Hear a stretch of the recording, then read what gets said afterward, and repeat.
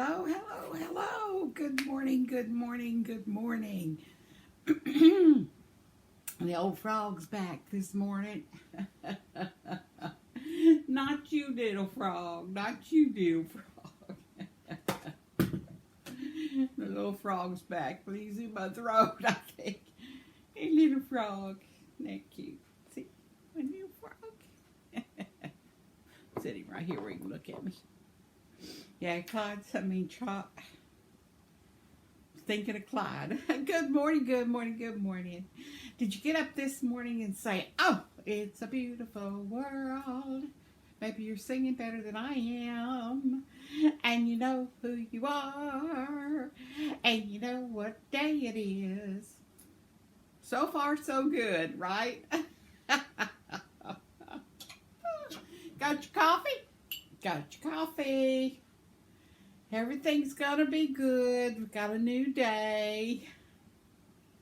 Got a new day. Yes, sun's coming up. It's a little chilly. I turned the heat on a little bit this morning to chase the chill out of the house. Because here in Arkansas, it's 42 degrees. And the high should be probably 61. I hope it makes it to 60 today. We'll just have to wait and see. But all is good. It's trash day here in my neighborhood. Got to get that trash outside and that recycle. Yep. Get your cup of coffee and start your morning. Yeah, I actually brushed my hair a little bit this morning. I know I look like I'm wearing the same outfit every day, don't I? Oh, you do too? You do the same thing? Sometimes we just like things that are comfortable or warm or whatever, right? Life's too short to be cold, that's for sure. And comfortable. We need to be comfortable. One thing I've learned in life is to be comfortable. Wherever you are, doesn't matter where you are. No, doesn't matter where you are. I was watching a guy on YouTube that was interviewing this guy who lives in the tunnels of LA, or did. He's passed, of course, now because that was a real old video. And how he had established within all that concrete a living area, and it was very nice, and it makes we all aware, I guess cave people are the same way. We make our areas comfortable to us, or if we live in a van, we can have our bed, everything cozy and warm and comfy, and you can lay down and you can rest. Even if you're outside in a tent or if you're living on the streets, you have to find a place that's safe and warm, even if it's a cardboard box. And we have to remember, some people don't have a cardboard box. Yes, I see that more and more on the news as people can't afford apartments and stuff. It's quite resourceful how us humans are in adapting, It's sometimes the other people accepting the adaptation you have to make to live. Yes, but it is what it is, and we'll carry on wherever we are and whatever we're doing. And I'm going to read comments this morning because I want to tell y'all a story. As soon as I do comments, I got another story for you from my history, if you're interested. Let's see what we got in comments today. I'm having a hard time seeing my... Okay, here we go. First one, Bonnie Myers. I don't know how you always get up on top like that, you and Maribel. Okay, here it says, Bonnie Myers, I am so sorry for your loss. Haven't been so much because my iPad is on his way out. I do understand that, and I do miss your comments, and I do miss you, and it's nice to hear from you always. And I'm sorry about that iPad, and yes, my loss is a loss of someone I loved, and you know how that is. We all do, no matter what kind of love we've lost. It is. No matter. Thank you, dear, for thinking of me. And here's Penny T. It says, "Rest in peace, Clyde. You were loved." Thank you, Penny. Yes, we love our little fur babies. They're our buddies. They're our buddies. Hugs, Barbara. So sorry for your loss. Well, thank you, Penny. Thank you for thinking of me. I appreciate that so much. And here's Dylan Wenzel.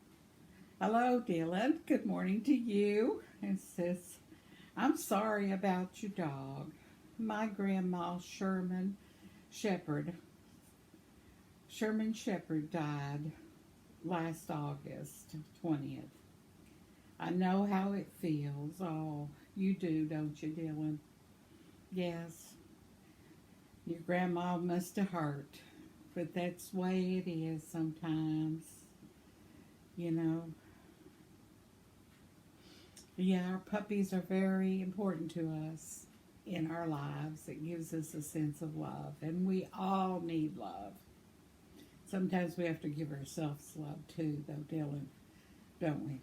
Yes, we do. And here's Teresa Davis. "Hey, Mima, I love you and so sorry about Clyde. So many wonderful stories that you had made with Clyde. Love your stories. Hugs." Well, thank you, Teresa. Thank you. Yes, I saw your post too that you, several of y'all, I think Penny too, made a comment on Facebook, and the day of. That was very sweet of you to take the time to do that. But I see today, Teresa, my little hop along. I hope you're doing well, girl. I hope you're doing well. 2 hearts, 2 coffees, yarn, 1 foot, and a rose. Well, how is that? Doing good. Let's see, you're what? 4 weeks out? 3 weeks out. Yes. It's going to take a while for those ankles and stuff, the foot to heal. So many little bones, Good to hear from you, Teresa, always, always. And here's Joybird. Hey, Joybird. Love your stories about Clyde. He had such a wonderful life. Lots of good memories. Yes, he was. Joybird, he was. I'm going to have to call you Hopalong, too. You and Teresa. And Gigi. Oh, my. Yes, he had a wonderful life. He was a good dog. There's no one that ever met him that didn't just click. He was just one of those kind of dogs, and one of a kind in my book. Because I've had, and you probably have too, lots of furry animals, and they have their own personalities. But sometimes there's one that's really unique, to an extreme that I don't know, they're just like little people or something. Or maybe all of them are. I even had a duck that was pretty personable. I call him Diddle Duck. I was a kid. Yeah, I kept putting him up a tree so his rats wouldn't eat his feet. Diddle Duck. One time I put him up in a tree and he fell on my face and gave me a black eye. I told you that story, though, about being in a lunchroom with my black eye. No. Oh, well. It's one of my videos somewhere. I don't know. Good to hear from you, Joybird. I hope you're doing better. It's going to take a while to heal. Stay off that. There's Maribel. "Hi, Mima. I'm so sorry about Clyde. Thank you, dear. Heart and prayers. I so enjoyed hear all the stories about Clyde. What sweet memories. He will be missed. I haven't tried making the yarn thicker. I will have to check Mikey to see how it is done. Seems pretty cool, and that yarn you are using is gorgeous. Hugs and love to you." Thank you, Maribel. Thank you very, very much. Yes, and I saw some of your work, and And I was wondering on that bizarre looking yarn you used, what kind of hook you would have used on that and what kind of stitch. That was extraordinary. I'll try to find that picture and put it up and so people can see. But that was unusual yarn, but it turned out really pretty, didn't it? Yeah, it did. And here's Daniel. Hi, Daniel. How you doing? Hello from Montreal.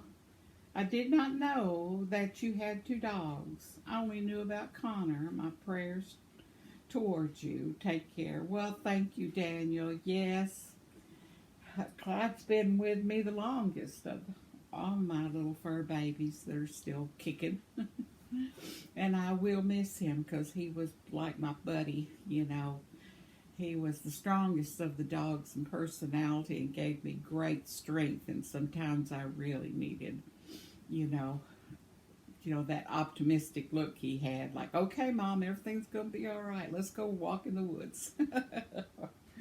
He was a sweetie. Oh, good to hear from you, Daniel. And did I miss your post? I thought you were putting up a video. You haven't put it up yet? You're just busy crocheting and staying warm, aren't you? Did y'all get over that blizzard? You did? Oh, it's cold though, huh? Yeah. And here's Designer Dreams. Sorry to hear this. Hugs. She's giving me 4 hugs, thumbs up, and a heart. I never had any pets. I'm on Social Security, so it is too expensive for me to have one. Love the stories. He gave you a good life and wonderful memories, giving you hugs and hearts. Hearts, hearts, hearts, hearts, hearts. 4 or 5 hearts. Thank you, dear. Yes, animals are expensive.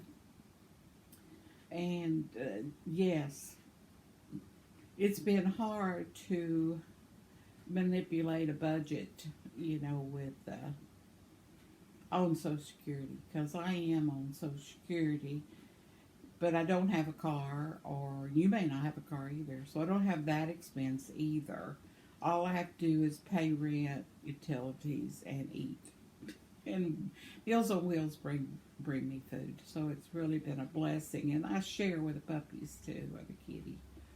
But I've been fortunate that I could have that. Some places you live, you just can't have babies anyway, even if you have the money, you know. But Designer Dreams, hugs to you, my dear. We're going to be okay. We're going to be okay. You're going to be all right. Don't you worry about it. And here the Free Fire guy. Hi, Free Fire guy. You got a Free Fire guy. Are you a fireman? You're not. I got to look up that name. That's an unusual name, but I know it has some meaning to you, doesn't it? Yeah. Yeah, it does. All I want to say is thank you so much for always getting me in a good mood. Well, it sounds like you know how to get in a good mood yourself. Yes, you do. Yeah, don't. Yes, you do. You can get in a good mood anytime you want to, but sometimes we all need that little something, you know, even if it's going outside and just, you know, and you see someone, smile at them and let them smile back. That's a good thing for you. What I don't like, and I'm sure you know how to deal with it too, is if somebody don't smile back, you just want to hit them in the nose. But you don't hit them in the nose. No, you say, they're lost, move on. They're lost, move on, because I'm special. The Free Fire guy, you're special. That's right. And here you are again saying hi. You know, I think I'm reading my comments backward. Am I reading my comments backwards, the Free Fire guy? Maybe. Oh, here's Meemaw says, hi Meemaw, you asked me on Facebook what hook I used for the scarf I posted. I used a size 7. Really? Huh. Well, I would have thought you'd had to use maybe the picture's deceiving to me on how bulky that yarn is. Gonna have to look at it a little more closely. And here's Penny again too. The looping technique is the basics for Navajo plying, turning a thin yarn into a thicker yarn. You can also control how the color changes as you ply a multicolored single from hand-dyed roving. By the way, I love your top, flowers on blue. So you rhymed, didn't you? And thanks for the kind words about the yarn I sent you. Yes, and it's my next project too, that yarn.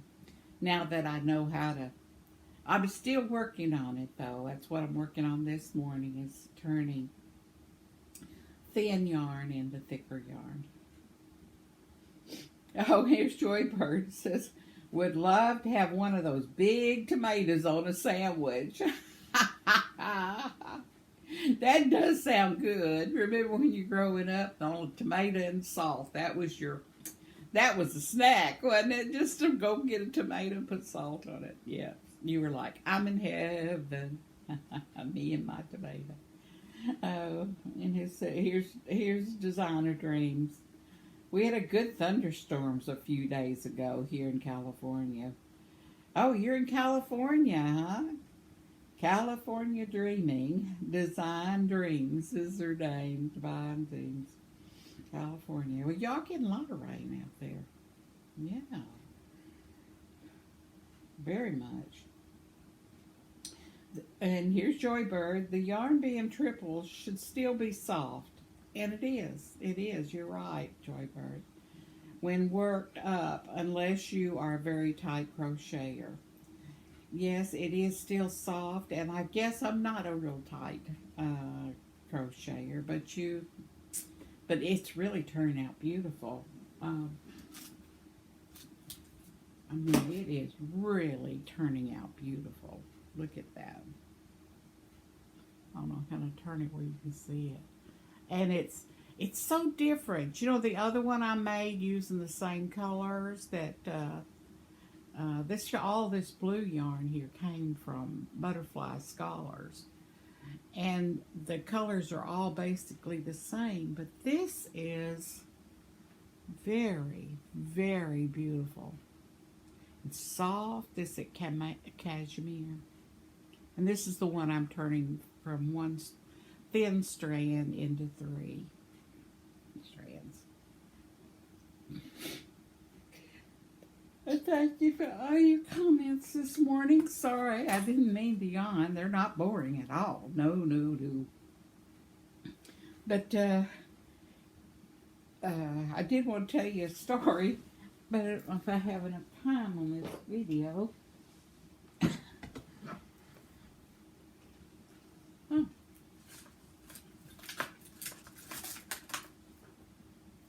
Anyway, I had a story I want to share with you this morning. Let me see how to start this. Okay, remember I was telling you I lived up there in the hills in that little house up on the hill. You saw the picture of Clyde going home. Well, that was my little house up there in that picture in the previous video. Well, my house was up was up off the ground about 5 feet. And then had a porch built on the front of the house, and you could see out over the hills. It was a beautiful view. And I had a big picture window and everything, and it was very small, little over 400 feet. Very nice, just for me and my fur babies. And underneath, you could crawl underneath. There was lots of room. So if you had any frozen pipes you need to wrap or something, you could just walk underneath the house and take care of it. And I could do that up until the very last years I was up there.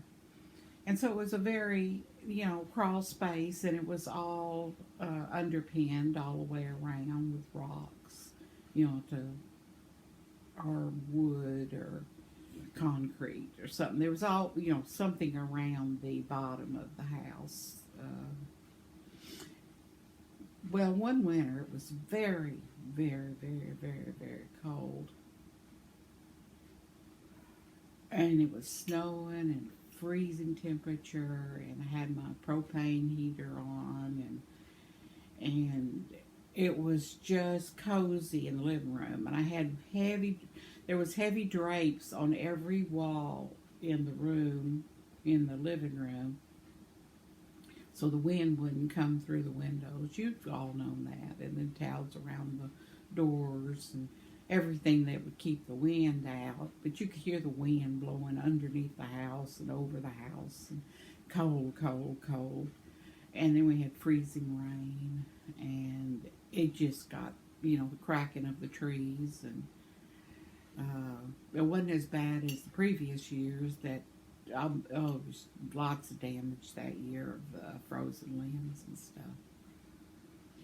Well, I was sitting having coffee, and before I went to bed, I always have coffee. And so me and Clyde and Charlie at the time, who was just like Connor is now, and we were all sitting and cuddled up in this room, living room, kitchen, combination. We were all cuddled up on the couch and had Afghans all around us in blankets.